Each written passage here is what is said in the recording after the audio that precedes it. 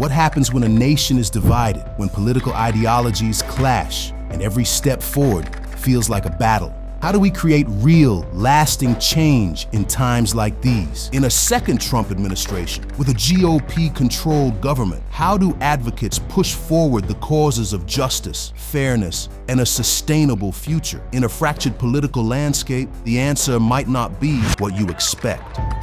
Meet Janos Marton, a civil rights attorney who has spent years navigating the corridors of power. As the Chief Advocacy Officer for Dream.org, he's been in the trenches of criminal justice reform. Hi, my name is Janos Marton, and I'm the Chief Advocacy Officer at Dream.org. It's hard for a lot of people to believe that criminal justice is possible under a Trump administration and Republican Congress. In my decade of doing this work, there are a number of really good organizations that believe in that first principle, that believe that those close to the problem are closest to the solution.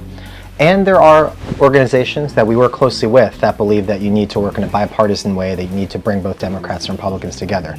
In all the work I've done, I've never seen an organization that is sincerely committed to both of those values, and I think that's what makes us uniquely effective, because the centering of directly impacted people gives us the moral foundation and to do our work, to know that we're working on the right issues, working on the issues that matter to people who've been impacted the most.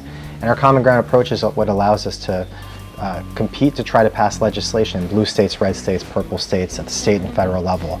So I think bringing those two core pillars together is what's central to making us an effective organization. But it bears mentioning that there are opportunities here. First of all, it was President Trump who signed the First Step Act, which we were an integral part of passing. That's helped more than 40,000 people come home sooner from federal prison. Second of all, you have people inside and near the administration who believe that criminal justice is necessary. Even one of his top advisors, like Steve Bannon, who served time in federal prison, thinks that we need to strengthen the First Step Act and implement it better.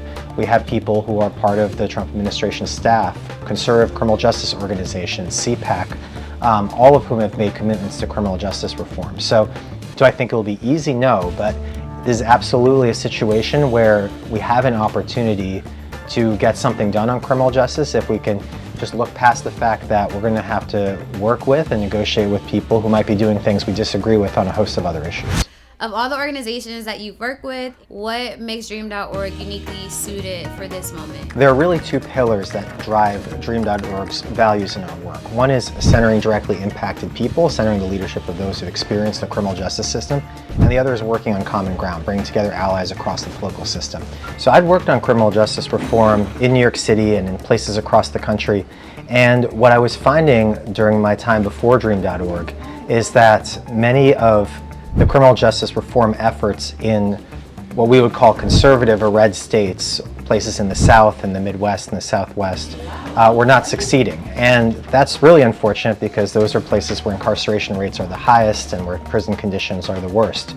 So I knew that we needed to, as a movement, be better at building common ground and working with conservatives and introducing criminal justice legislation that could pass in Republican states. Since getting here, we've been really focused on building common ground with all of our campaigns, making sure that whenever there's a bill that we're running, whether it's at the state or federal level, we have Democratic sponsors as well as Republican sponsors, and that our coalition includes conservative criminal justice organizations in a meaningful way so that we can build as broad a team as possible to get bills across the finish line.